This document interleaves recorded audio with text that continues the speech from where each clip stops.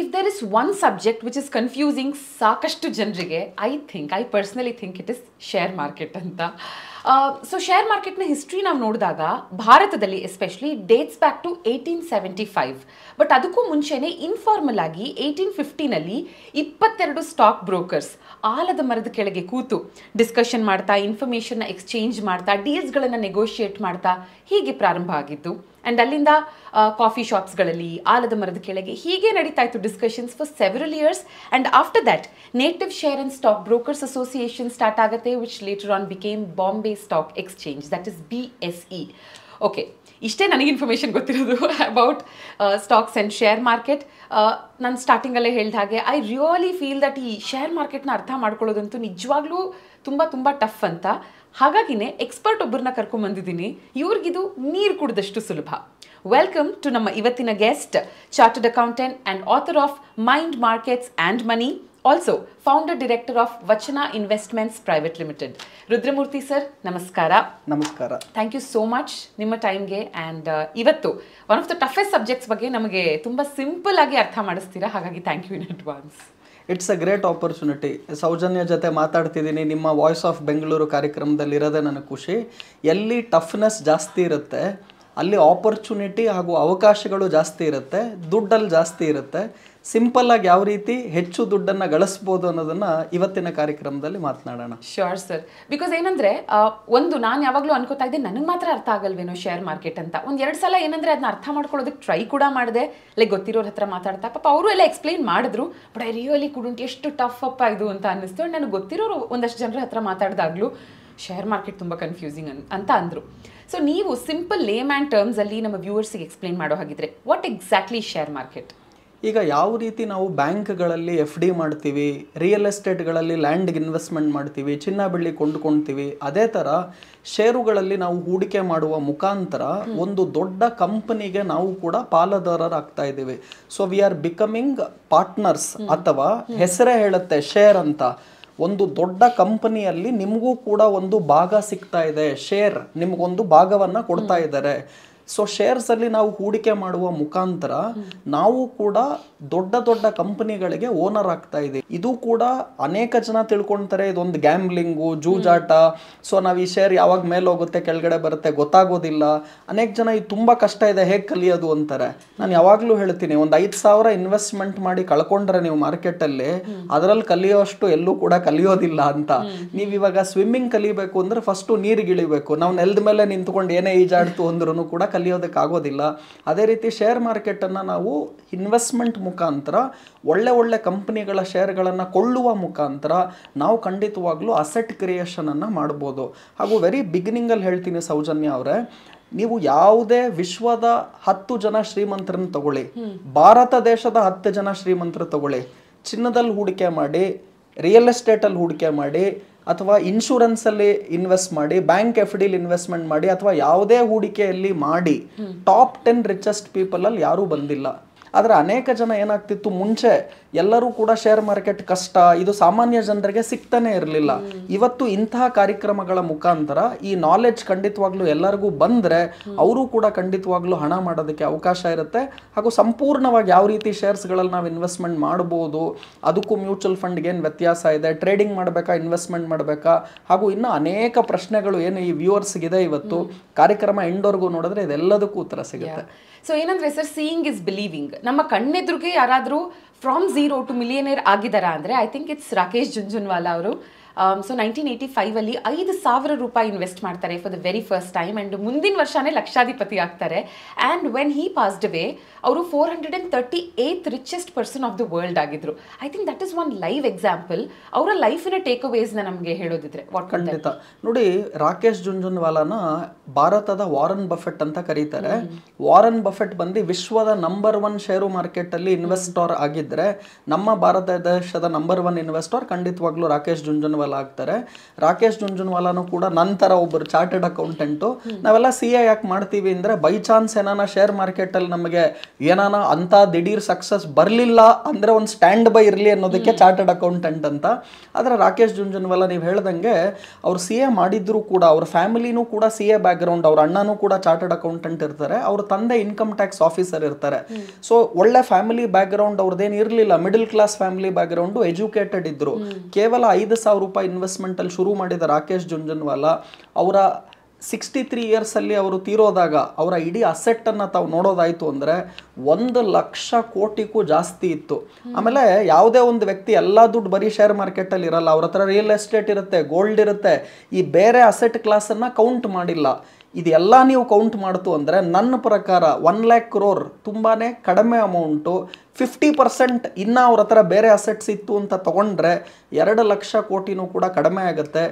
ಕೇವಲ 5,000 ರೂಪಾಯಿಂದ ಇಷ್ಟೊಂದು ವೆಲ್ತ್ ಕ್ರಿಯೇಟ್ ಮಾಡಿದಂಥ ರಾಕೇಶ್ ಜುಂಜುನ್ವಾಲಾ ಖಂಡಿತವಾಗ್ಲೂ ಅನೇಕ ಜನ ಯಾರು ಹಣ ಮಾಡಬೇಕು ಮಾರ್ಕೆಟಲ್ಲಿ ಅಂತಿದ್ದಾರೆ, ಹಾಗೂ ಶೇರ್ ಮಾರ್ಕೆಟ್ ನಮಗೇನು ಅರ್ಥನೇ ಆಗ್ತಾ ಇಲ್ಲ, ನಾವು ಯಾವ ರೀತಿ ಹೂಡಿಕೆ ಮಾಡಬೇಕು, ಇವ್ರು ಎಲ್ಲರಿಗೂ ಕೂಡ ಇವರು ನಾವು ಮಾಡಬಹುದು ಅನ್ನೋದನ್ನು ತೋರಿಸ್ಕೊಟ್ಟಿದ್ದಾರೆ. He never started with 5 lakh 50 lakh 5 crore ಆ ಥರ ಅವ್ರ ದುಡ್ಡಲ್ಲಿ ಶುರು ಮಾಡಲಿಲ್ಲ.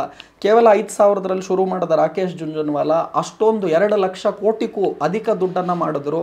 ಹಾಗೂ ಯಾವಾಗಲೂ ನನಗೆ ಕೆಲವ್ರು ಹೇಳ್ತಾರೆ ಏನು ಬಂತು ಇಷ್ಟೊಂದು ಹಣ ಮಾಡಿಬಿಟ್ಟು, Rakesh Jhunjhunwala very early age 63 ಇಯರ್ಸಲ್ಲೇ ತೀರೋದ್ರು ಅಂತ. ಇದು ಒಬ್ಬೊಬ್ರದ್ದು ಒಂದೊಂದು ಪರ್ಸೆಪ್ಷನ್. ನಾನೇನು ಹೇಳ್ತೀನಿ, ಯಾರೋ ಒಬ್ಬರು 120 ವರ್ಷ ಬದುಕಿದ್ರು, but they led a beggar's life.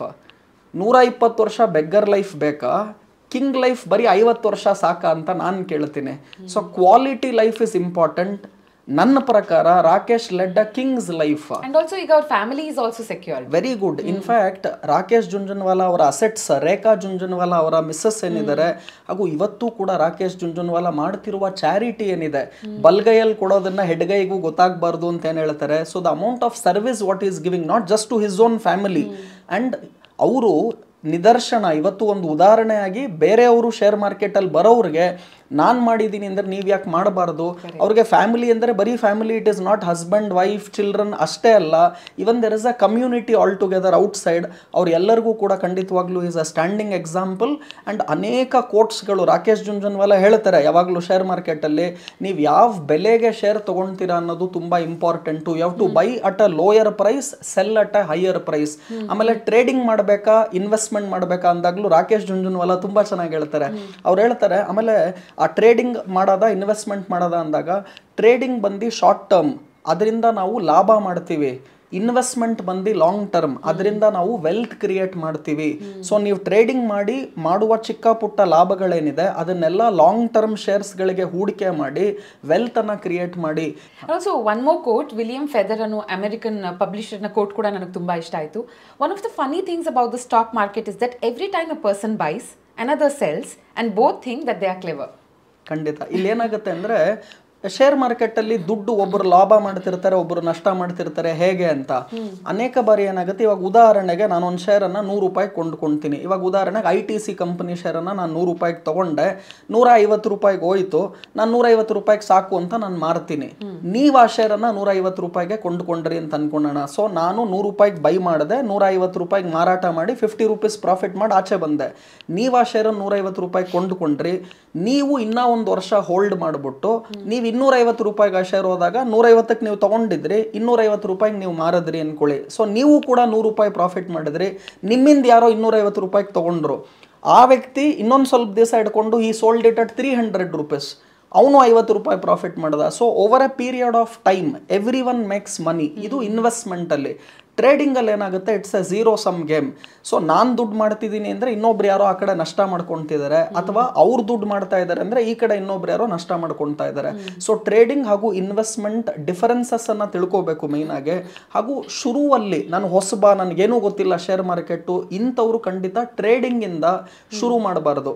ಆಮೇಲೆ ನಾನು ತುಂಬ ಇಂಪಾರ್ಟೆಂಟ್, ನಿಮ್ಮ ಕೋಟ್ಗೆನೆ ನಾನು ವಾರನ್ ಬಫೆಟ್ಟಿನ ಒಂದು ಕೋಟ್ ಹೇಳ್ತೀನಿ, ಅದು ಸೂಕ್ತ ಅನ್ಸುತ್ತೆ ನನಗೆ. ಬಫೆಟ್ಗೆ ಒಂದ್ಸಲ ಜೆಫ್ ಬಿಜಾಸ್, ಅಮೆಝಾನ್ ಕಂಪನಿಯ ಓನರ್ ಜೆಫ್ ಬಿಜಾಸ್ ಕೇಳ್ತಾರೆ, ನೀವು ಎಷ್ಟು ಚೆನ್ನಾಗಿ ಇನ್ವೆಸ್ಟ್ಮೆಂಟ್ ಎಲ್ಲ ಮಾಡಿ ಇಷ್ಟೊಂದು ದುಡ್ಡು ಮಾಡಿದ್ದೀರಾ, ಆಮೇಲೆ ನಿಮ್ಮ ಸಿಂಪಲ್ ಕಾನ್ಸೆಪ್ಟ್ಸ್ ಎಲ್ಲ ನಿಮ್ದಿದೆ ಬಫೆಟ್ದು ಎಲ್ಲ, ಆದರೂ ಯಾಕೆ ಜನ ಶ್ರೀಮಂತರಾಗ್ತಾ ಇಲ್ಲ? ಎಲ್ಲರೂ ಶ್ರೀಮಂತರಾಗಕ್ಕೆ ಇಷ್ಟ, ಆದ್ರೆ ಯಾಕೆ ಜನ ಶ್ರೀಮಂತರಾಗ್ತಿಲ್ಲ ಅಂತ ಜೆಫ್ ಬಿಜಾಸ್ ಕೇಳ್ತಾರೆ. ಅದಕ್ಕೆ ವಾರನ್ ಬಫೆಟ್ ಒಂದು ಲೈನಲ್ಲಿ ಉತ್ತರ ಕೊಡ್ತಾರೆ, ಎಲ್ಲರಿಗೂ ಶ್ರೀಮಂತರಾಗುವ ಆಸೆ ಇದೆ, ಆದರೆ ಯಾರಿಗೂ ಕೂಡ ನಿಧಾನವಾಗಿ ಶ್ರೀಮಂತರಾಗಕ್ಕೆ ಆಸೆ ಇಲ್ಲ. ಫಾಸ್ಟ್ ಆಗಿ ಶ್ರೀಮಂತರಾಗಕ್ಕೆ ಹೋಗೋರು ಯಾರೂ ಕೂಡ ಶ್ರೀಮಂತರಾಗೋದಿಲ್ಲ. ಆಮೇಲೆ ಯಾರು ನಿಧಾನವಾಗಿ ಹಂತ ಹಂತವಾಗಿ ಬೆಳಿಬೇಕು, ಹಂತ ಹಂತವಾಗಿ ನಾವು ಶ್ರೀಮಂತರಾಗಬೇಕು ಅಂತ ಹೋಗ್ತಾರೋ ಅವ್ರು ಖಂಡಿತ ಶ್ರೀಮಂತರಾಗ್ತಾರೆ. ಇದು ಬರೀ ಮನಿ ಫೀಲ್ಡ್ ಅಲ್ಲ, ಯಾವುದೇ ಫೀಲ್ಡ್ ತಗೊಳ್ಳಿ. Sir, very well shed. ಅಂದರೆ ತುಂಬ ಬ್ಯೂಟಿಫುಲಿ ಎಕ್ಸ್ಪ್ಲೈನ್ ಮಾಡಿದ್ರಿ. ನಮ್ಮಲ್ಲಿ ಐಡಿಯಾಸ್ಗಳಿಗೇನು ಕೊರತೆ ಇಲ್ಲ, ಸಾಕಷ್ಟು ಜನರಿಗೆ ಒಳ್ಳೊಳ್ಳೆ ಬಿಸ್ನೆಸ್ ಐಡಿಯಾಸ್ ಇದೆ. ಬಟ್ ಅನ್ಫಾರ್ಚುನೇಟ್ಲಿ ಇನ್ವೆಸ್ಟ್ಮೆಂಟ್ನಲ್ಲಿ ಪ್ರಾಬ್ಲಮ್ ಇದೆ. ಅವರಿಗೆ ಇನ್ವೆಸ್ಟ್ ಮಾಡೋಕ್ಕೆ ನನ್ನ ಹತ್ರ ದುಡ್ಡಿಲ್ಲ ಅಂಥವ್ರಿಗೆ ಐ ಥಿಂಕ್ ನಿಮ್ಮ ಕೋರ್ಸ್ ತುಂಬ ಬ್ಯೂಟಿಫುಲಿ, ಆ ಕೋರ್ಸ್ ಟೈಟಲ್ಲೇ ಎಕ್ಸ್ಪ್ಲೈನ್ ಮಾಡಿಬಿಡುತ್ತೆ. 0 to millionaire. At least 1 to millionaire ಎಂದಿದ್ರೆ ಅದೊಂಥರ ನೀವು ಕಾಂಪೌಂಡಿಂಗಲ್ಲಾದರೂ ಅದು ಮಿಲಿಯನ್ ಆಗಿರೋದು. How is it even possible 0 to millionaire? Very good question. ನಾವು ಯಾವಾಗಲೂ ಹೇಳ್ತೀವಿ, ಇನ್ಕ್ಲೂಡಿಂಗ್ ನಾವು ಇವಾಗ ತಾನೇ ರಾಕೇಶ್ ಜುಂಜನ್ವಾಲಾ ಅವ್ರ ಬಗ್ಗೆ ಮಾತನಾಡ್ತಿದ್ವಿ. ಅವ್ರು ಶುರು ಮಾಡಿದ ಕೇವಲ 5,000 ರೂಪಾಯಿಂದ. ಸೊ 5,000 ರೂಪಾಯಿಂದ 2 ಲಕ್ಷ ಕೋಟಿಗೆ ಹೋಗಬೇಕು ಅಂದರೆ it has taken time, number 1. Number 2, ನೀವು ಕೇಳ್ತಿರೋದು ನಮ್ಮ ಹತ್ರ 5,000 ಇಲ್ಲ 0 ಇದೆ ಅಂದರೆ ಏನು ಮಾಡಬೇಕು? ನಾನು ಯಾವಾಗಲೂ ಹೇಳ್ತೀನಿ, ನಂಬರ್ 1, ನೀವು ಫಸ್ಟು ದುಡಿಬೇಕು, ಅರ್ನ್ ಮಾಡಬೇಕು. With 0 I cannot do magic. So how do you earn? So ನಿಮಗೆ ದೇವರು ಒಂದು ಕಲೆ ಕೊಟ್ಟಿದ್ದಾನೆ, ಅದನ್ನು ಉಪಯೋಗಿಸ್ಕೊಂಡು ಫಸ್ಟು ನಾವು ಅರ್ನಿಂಗ್ಸ್ ಮಾಡಬೇಕು. ಆಮೇಲೆ ನಾನು ಅನೇಕ ಜನ ನೋಡಿದ್ದೀನಿ, 1 ಲಕ್ಷ ತಿಂಗಳಿಗೆ ಅರ್ನ್ ಮಾಡ್ತಾರೆ, ಖರ್ಚು 95,000 ಮಾಡ್ತಾರೆ. ಇನ್ನು ಕೆಲವರು ಬರೀ 20,000 ಅರ್ನಿಂಗ್ ಮಾಡ್ತಾರೆ, 5,000 ಖರ್ಚು ಮಾಡ್ತಾರೆ, 15,000 ಉಳಿಸ್ತಾರೆ.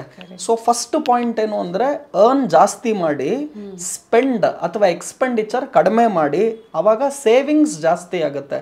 So earn more, spend less, save more, so that you can invest more. ಇದು ಬೇಸಿಕ್ ಪ್ರಿನ್ಸಿಪಲ್. ಆಮೇಲೆ ನಾನೇನು ಹೇಳ್ತೀನಿ, ಜನ ಏನು ಮಾಡ್ತಾರೆ, 100 ರೂಪಾಯಿ ನೀವು ಇವಾಗ ಅರ್ನ್ ಮಾಡ್ತೀರಾ, ಎಲ್ಲ ಖರ್ಚು ಮಾಡಿ ಮಿಕ್ಕಿರೋ ದುಡ್ಡನ್ನು ನಾನು ಇನ್ವೆಸ್ಟ್ಮೆಂಟ್ಗೆ ಇಟ್ಕೊಳ್ಳೋಣ ಅಂತ ಮಾಡ್ತೀರಾ. ಹಂಗೆ ಮಾಡಬಾರ್ದು. ನೀವು 100 ರೂಪಾಯಿ ದುಡಿದ್ರೆ ಮಿನಿಮಮ್ ಫಸ್ಟೇ 20 ರೂಪಾಯಿ ಎತ್ತಿಟ್ಬಿಡಿ, ಮಿಕ್ಕಿರೋ ದುಡ್ಡನ್ನು ಖರ್ಚು ಮಾಡಿ.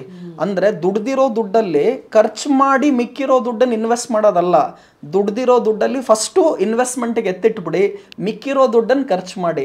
ನನ್ನ ಪ್ರಕಾರ minimum 20% of what you earn, minimum ಅದನ್ನು ನಾವು ಇನ್ವೆಸ್ಟ್ಮೆಂಟ್ ಮಾಡಬೇಕು. ಫಸ್ಟು 1 ಕೋಟಿ ಮಾಡೋದಕ್ಕೆ ತುಂಬ ಕಷ್ಟ ಆಗುತ್ತೆ.